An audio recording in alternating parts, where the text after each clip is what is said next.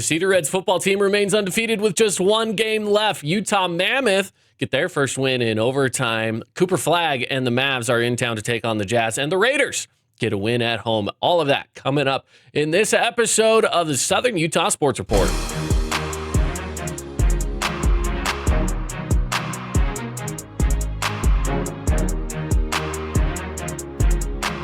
Welcome on into the Monday edition of Southern Utah Sports Report. My name is Caden Formaster, and today is October 13th. We're going to be diving into everything that happened over the weekend. Looking forward to some things going on later today, and all of that coming up in the episode here today. So let's dive on in. First things first, let's talk about our Jimmy John's highlight of the week. Every single Friday and every single Monday, we post clips for the Jimmy John's highlight. On Monday, it's when we're out and about, catching some clips of different games and whatnot with our sports crews. And then on Fridays, it's a fan-submitted one. So if you have something that you want to share with us, share with the world, then send it on over. It could be a clip of just about anything sports-related of any age groups as well. We are not saying that it has to be high school sports. It could be any sport. It could be any age group. Just send it on over to us, and we would love to take a look at it. So we've got last week's queued up. Let's take a look at it here and dive on in to this clip. So here we go. This is this is Desert Hills and Dixie on the Desert Hills side. Evan Renner to tag Brinton. They had the game-winning touchdown with under a minute left to go, all the way downfield. Beautiful play. And again, that would seal the win for Desert Hills JV squad. So that was a fan-submitted highlight. You can always send us over your highlights as well.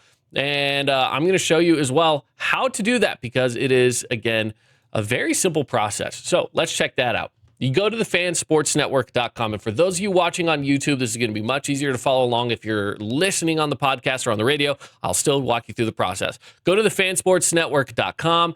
Go to the contest tab and check out the Jimmy John's highlight. And when you click on that, I have to prove I'm not a robot, and I have to do some simple math here as well. So proving that I'm not a robot, I made my way into it. But you just scroll on down and give us a little bit of your information. If you have a file, you can upload the file right there on our website. It's pretty simple. It's simple as that. The other way you could do it as well is if you post this video on social media, on Facebook or Instagram, if you use the hashtag TheFanSN. The hashtag TheFanSN. If you use that hashtag, then that will also give us access to be able to view that video, and it puts it into our submission feed. So I've got a few new ones that came through over the weekend, which I'm excited about. So we'll be choosing another one to post this week. So keep sending on in your amazing highlights. It's always a good time to see what's going on in Southern Utah sports. We can only be at so many places at once. So this is our way to try to highlight different athletes that we don't get to see every single week. It's hard for us as the Fan Sports Network to be at every single game. We just can't do it. We don't have the personnel. There's too much going on in Southern Utah, but we still want to showcase you and showcase our community, showcase all of our athletes here in Southern Utah.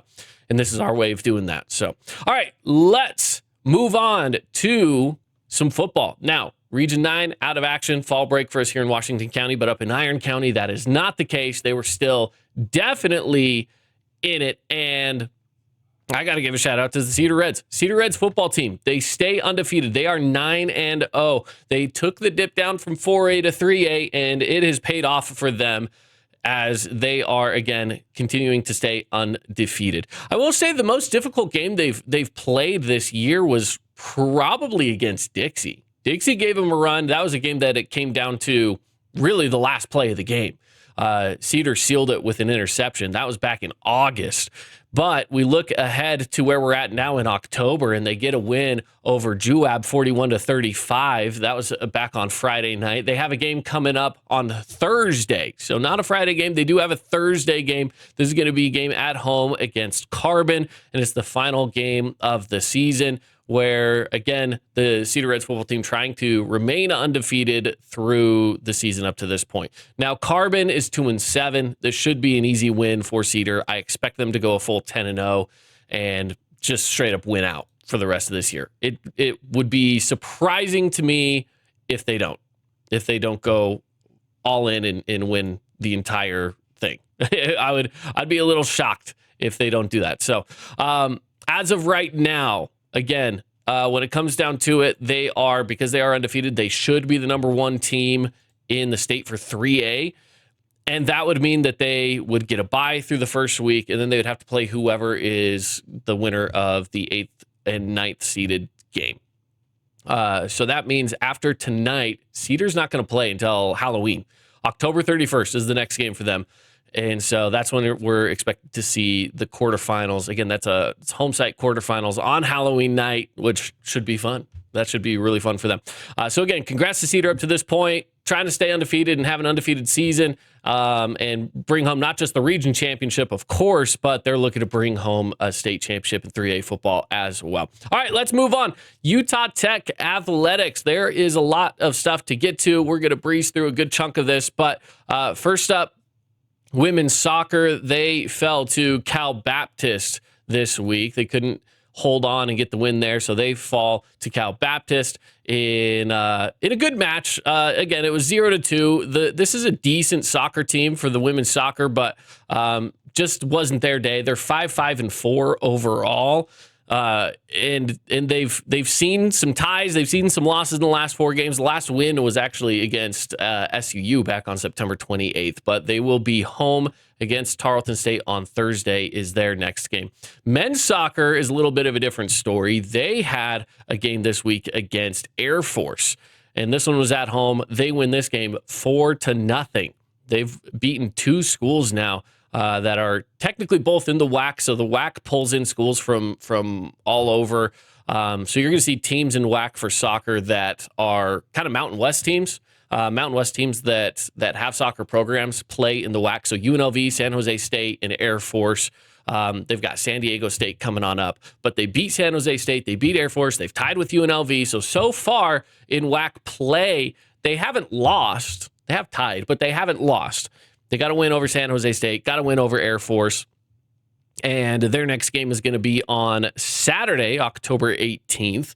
And it's going to be a home game right here. Or excuse me, this one's going to be an away game in San Diego. So best of luck to the soccer team on that. In volleyball, now the volleyball team for Utah Tech has been just absolutely phenomenal. So good. 14-3 on the season up to this point. They had a game on Saturday against Abilene Christian. It was a win, 3-0, 3-0. And just, again, total domination right now from this Trailblazers volleyball team. They have been nothing short of amazing. So congrats to the volleyball team for getting a win as well. They continue to stay on top in the WAC and likely looking to do so all the way throughout. They're looking to push forward and get themselves a nice little WAC championship, which would be awesome.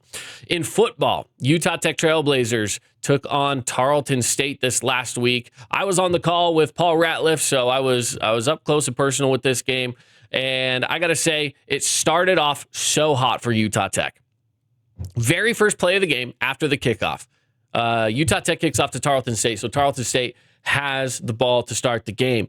First play is a pass across the middle, bounces off the shoulder pad of a receiver, and it's Devin Perkins for Utah Tech who gets the interception at the 35-yard line, and it sets up Utah Tech immediately back on offense to start the game after kicking off.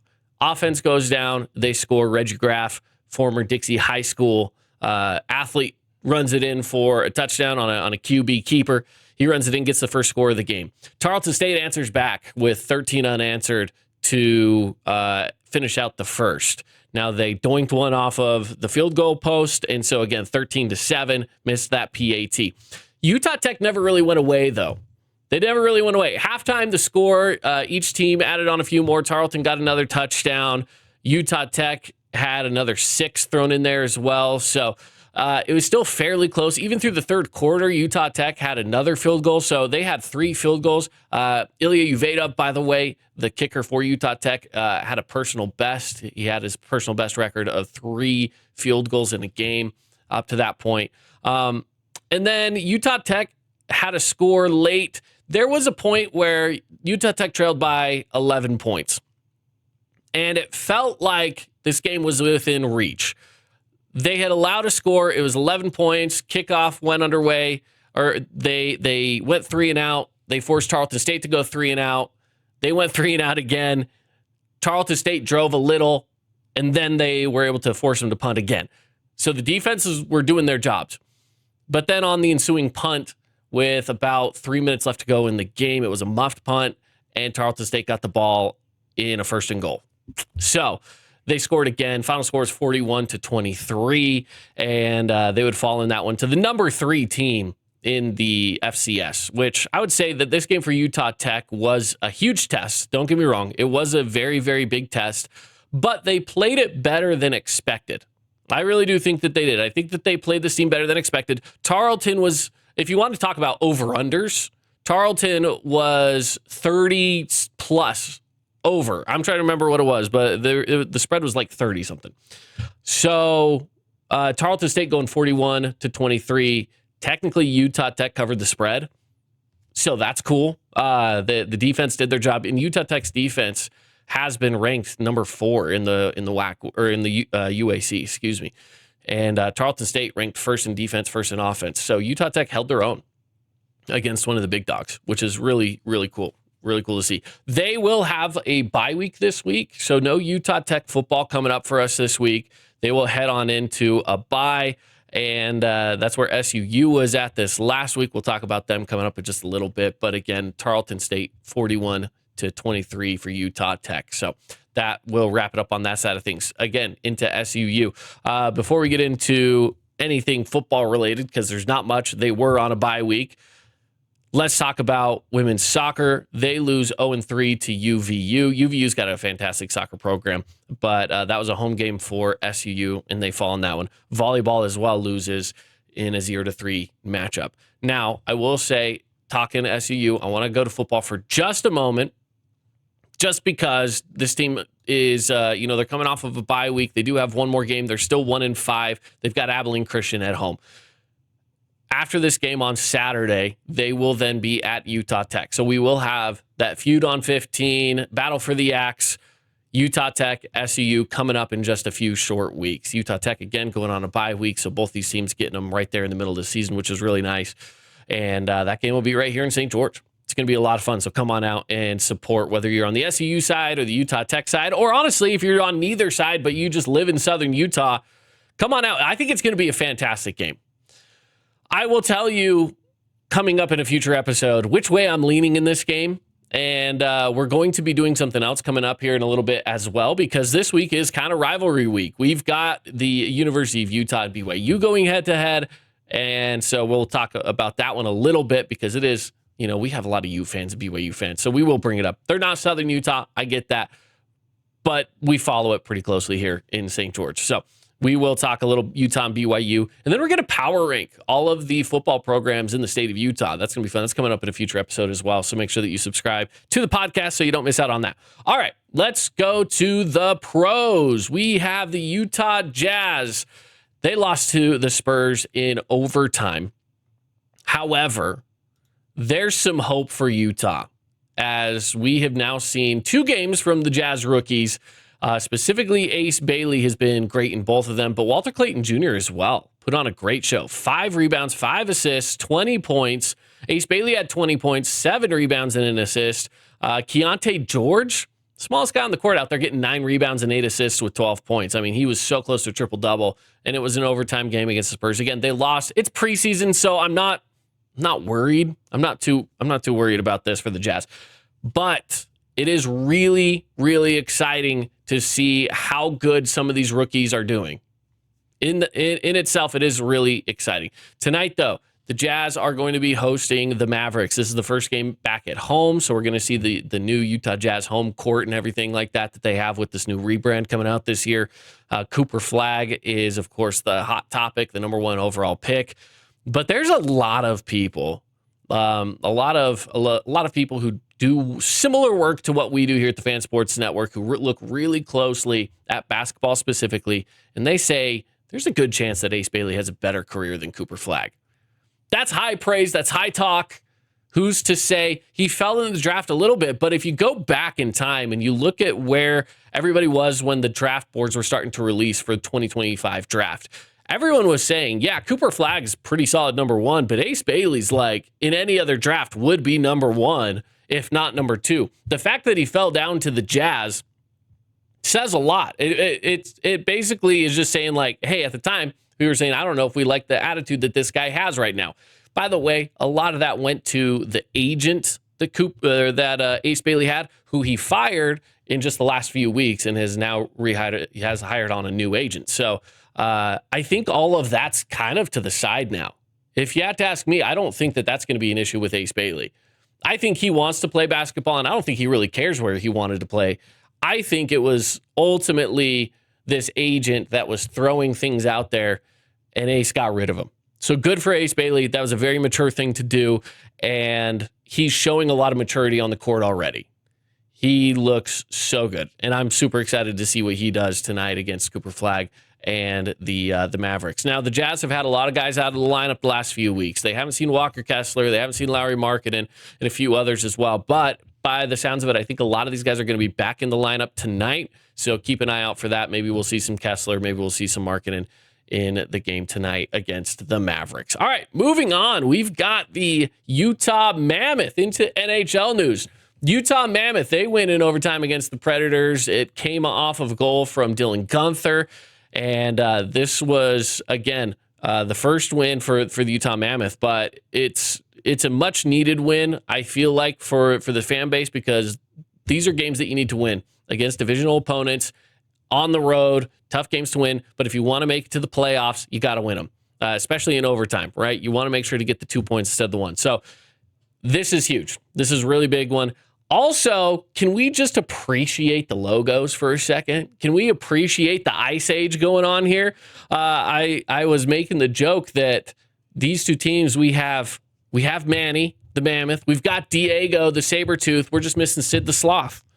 And so I think the next time these two teams match up, we need a Sid the Sloth mascot or something at the game, just to cover our bases for Ice Age, because we've got Ice Age with the Mammoth and the Predators. I think it's super cool. Great logos, at least. The logo battle is fantastic. There's also some talk online. One of the friends that we have here for the Fan Sports Network, a friend out of KSL Sports, is Cole Bagley. He is the beat writer for the Utah Mammoth, and he thinks it would be a fantastic idea, and I agree with him wholeheartedly. He thinks it'd be a great idea to have one of the outdoor series games be the Mammoth and the Predators and host it in the mountains of Utah. I think it's beautiful. I think that's a fantastic idea. Mammoth and Predators outdoors in like Park City. Come on. That's a gimme of a game. Like, that is, NHL is dropping the ball if they don't do that game. They've got it. They're loving these outdoor games, so let's do it. What are we waiting for? I think it'd be so good. Visually, it would look amazing. So I think it'd be cool. And honestly, both teams could probably wear their home jerseys. I don't think you need to go a black jersey versus a white jersey. The Predators' home jerseys are yellow. You could do a black versus yellow. I'm down for that. It would look so good. It would look so clean. So we'll see. The Mammoth, though, coming off the win, they are back in action again tonight as well. So they are taking on the Chicago Blackhawks. That's tonight at 6:30. Connor Bedard is, one of the hot topics of the NHL since he's come into the league a few years ago, and he's hoping to take the Chicago Blackhawks on a little bit more of a run and trying to get off the floor of the NHL. They have still struggled from year to year. They have struggled. So we'll see if they're going to be a little bit more of a tougher team here tonight. But the Utah Mammoth looking to improve on the win that they had this weekend on Saturday night against the Predators. All right, moving on to some more in the NHL. The Vegas Golden Knights, they have an OT loss to Seattle, which is a rough loss for them. And of course, you never want to see your team lose. But for the Vegas Golden Knights, so far they are at 1 win and 2 overtime losses. So they haven't just straight up lost the game. They've taken every game to at least overtime, or they've won it, which is good. I mean, you're getting points. You know what I mean? So when it comes to points, the Golden Knights are actually tied for the top spot with Seattle. So with 4 points. It's so early in the season. None of this matters, by the way. It's not that big of a deal. Like, for example, the Avalanche right now sit with 5 points in the Central Division. but it's because they've played 3 games, 2 of them wins, 1 an overtime loss. So for the Mammoth, though, again, they do have the 1 loss to Colorado. They do have the 1 win. Vegas Golden Knights sitting there with 2 overtime losses, 1 win. It's still so early as of right now. But the Golden Knights, their next game is going to be tomorrow, taking on the Flames. They're on the road. They won't be back home until Thursday, where the Mammoth will be back home shortly. So they are in Chicago tonight, as we mentioned, but then their next game will be home after the one tonight, and they'll also be taking on the Flames, but in Salt Lake City, and that's on Wednesday. So get ready for that. All right, that covers up the NHL news. And finally, we finish off the show talking Raiders. The Las Vegas Raiders, they get a win over the Tennessee Titans. Much needed win if we want to be real about that, just because in the NFL, nothing is ever given, and that has definitely been the case for the Las Vegas Raiders. It has not been given for them. This is only their 2nd win of the season so far. They're 2-4. I don't expect them to be a playoff team in the slightest. Okay, they are far from being a playoff team, but it was nice to get that first win against New England. And then it's nice to get this win over Tennessee, teams you should be winning against. And now they're going to go on the road to Kansas City. Kansas City last night getting the win over the Lions. So it seems like they are finally starting to get back on track. This is the final game before Vegas heads into their bye week. So it would be a good time to play like they did last night. Even still with the win last night, 20-10 win, I think one of the topics of conversation right now is going to be turnovers. Geno Smith has had a turnover, I think, in every single game. He had one last night, had an interception.